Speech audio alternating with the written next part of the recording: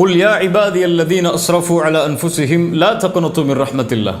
அல்லாஹ் சொல்கிறான், வரம்பு மீறி பாவம் செய்த என் அடியார்களே. அல்லாஹ் வரம்பு மீறி பாவம் செய்தாலும் அவர்களையும் தன் அடியானாகத்தான் அழைக்கிறான். லா தக்னது மிர் ரஹ்மத்தில்லாஹ். அல்லாஹுடைய அருளில் ஒருபோதும் நம்பிக்கை இழந்து விடாது. இன்னல்லாஹ யக்ஃபிரு ذுனூப ஜமீஆ. அல்லாஹ் எல்லா பாவங்களையும் நிச்சயமாக மன்னிப்பான். பாவம் செய்து விட்டேனே அல்லாஹ் மன்னிப்பானா என்ற நினைவு உன்னுடைய உள்ளத்தில் ஒருபோதும் வரக்கூடாது. ஷிர்க், இணை வைக்கக்கூடிய பாவம்தான். அல்லாஹ் மன்னிக்க மாட்டான் ஷிர்க்குடைய நிலையில் மரணித்தால். மரணத்திற்கு முன்னால் இணை வைப்பிற்கும் மன்னிப்பு உண்டு, பாவ மன்னிப்பு கேட்டால். தொழுகையை விடுதல் பெரிய குற்றம்தான், அதற்கும் மன்னிப்பு உண்டு. விபச்சாரம், இப்படி என்ன பாவத்தை செய்தாலும் மரணத்திற்கு முன்னால் வாய்ப்புண்டு. அல்லாஹுடைய அருளில் நம்பிக்கை இழந்து விடாதே, அல்லாஹ் என்னை மன்னிப்பானா என்று அல்லாஹ்விடத்திலே மன்னிப்பை கேட்டால் எல்லா பாவங்களுக்கும் மன்னிப்பு உண்டு. ஏன் அல்லாஹ் மன்னிப்பான்? இன்னஹு ஹுவல் கஃபூருர் ரஹீம். அவன்தான் பாவங்களை மன்னிப்பவன், அவன்தான் இரக்க குணமுடையவன். அடுத்தடுத்த வசனங்களில் அல்லாஹ் நிபந்தனையை சொல்கிறான், வ அனீபு இலா ரப்பிக்கும் வ அஸ்லிமு லஹ். பாவம் மன்னிக்கப்பட வேண்டுமென்றால் அல்லாஹ்வை நோக்கி நீ திரும்ப வேண்டும், அவனிடத்திலே உன்னை ஒப்படைக்க வேண்டும், பாவத்திலிருந்து விலகி. அடுத்த வசனத்தில் அல்லாஹ் சொல்கிறான், அல்லாஹ் இறக்கியதில் அழகியதை பின்பற்று, அல்லாஹ் எதை ஹலாலாக்கினானோ அதை பின்பற்று. இந்த நிபந்தனைகளோடு நீ வந்தால் அல்லாஹுடைய அருளை நம்பிக்கை இழக்காதே, அல்லாஹ் ரப்புல் ஆலமீன் உன் எல்லா பாவத்தையும் மன்னிப்பான். இன்றைய காலத்தில் பாவம் எல்லாம் சர்வ சாதாரணமாக மாறிவிடுகிறது.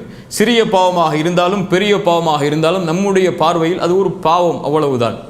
ஒரு அறிஞர் அழகாக சொல்லுவார், ஒரு மனிதன் பாவம் செய்யும் போது ஒரு சிறிய பாவத்தை அவன் பாவம்தானே என்று பார்க்கிறான் என்றால் அல்லாஹ் ரப்புல் ஆலமீன் அதை பெரியதாக பார்ப்பான். அவன் சர்வ சாதாரணமாக பார்க்கிறான் மனிதன், அல்லாஹ் அதை பெரியதாக பார்ப்பான். ஒரு மனிதன் சிறிய பாவத்தை செய்யும் போது கூட இது பாவம்தானே என்று பெரியதாக பார்த்து விட்டால் அல்லாஹ் அதை சிறுமையாக பார்த்து விடுவான் என்று ஒரு அறிஞர் அழகாக சொல்லுவார். ஒரு மனிதன் தொடர்ச்சியாக பாவம் செய்து கொண்டிருக்கிறான் என்றால் என்ன ஆகும்? சிறிய பாவத்தை செய்கிறான் என்றால் என்ன ஆகும்? ஒரு அறிஞர் சொல்லுவார், ஒரு இடத்திலே தண்ணீர் சொட்டுகளை வடித்தால் அந்த இடம் என்னவாகும்? முழுக்க நனைந்து விடும். அதுபோல்தான் ஒரு மனிதன் தொடர்ச்சியாக பாவம் செய்யும் போது உள்ளம் அப்படியே இருளாகிவிடும். இமாம் ஷாஃபிஈ ரஹிமஹுல்லா அதனால் தான் சொல்லுவார்கள், நீ பாவத்துடைய சிறுமையை பார்க்காதே, சிறிய பாவம் தானே செய்கிறேன் என்று பார்த்து விடாதே, அதை யாருக்கு முன்னால் செய்கிறாய் என்று பார். ஒரு முஃமினை பொறுத்தவரை பாவம் செய்யும் போதோ பாவம் செய்து முடித்ததற்கு பிறகோ ஒரு பாவத்தை செய்து விட்டேனே, இது எவ்வளவு பெரிய பாவம், இது என்ன செய்யும் என்றெல்லாம் அவன் நினைக்க மாட்டான். அவன் நினைப்பது இந்த பாவத்தை யாருக்கு முன்னால் செய்தேன் என்பதை பற்றிதான். அல்லாஹ் குர்ஆனிலே சொல்கிறான், வல்லதீன இதா ஃபஅலு ஃபாஹிஷா அவ் ஸலமு அன்ஃபுஸஹும் ذكرுல்லாஹ்.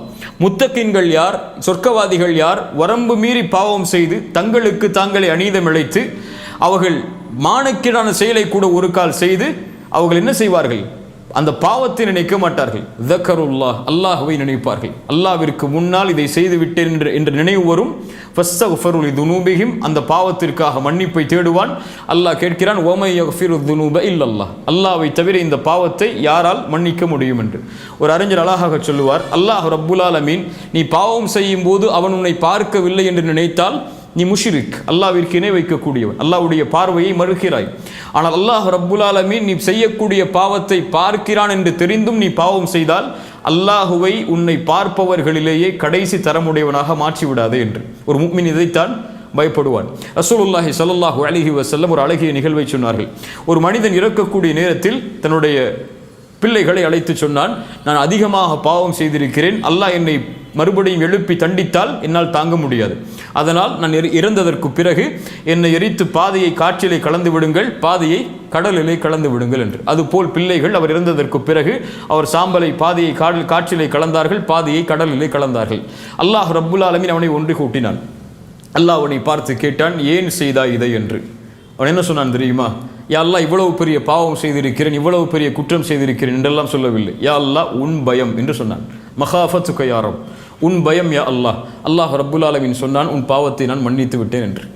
அவன் செய்தது பெரிய குற்றம். இன்னும் சொல்ல போனால் அவன் மறுபடியும் அவனுக்கு அல்லாஹ் உயிர் கொடுத்து எழுப்புவான் என்பதை மறுக்கிறான். அதனால தான் எரித்து சாம்பலாக்க சொன்னான். ஆனால் அவன் அறியாமையில், பயத்தில், அல்லாஹ் என்னை தண்டித்து விடுவான் என்ற நினைவில் ஏதோ ஒரு காரியத்தை அவன் தெரியாமல் செய்து விட்டான். அவன் சொன்ன வார்த்தை அல்லாஹ்விற்கு பிடித்தது. யா அல்லாஹ், உன் பயம் என்று அல்லாஹ் ரப்புல் ஆலமீன் அவன் செய்த பாவத்தை கணக்கிடாமல் அதை மன்னித்தான்.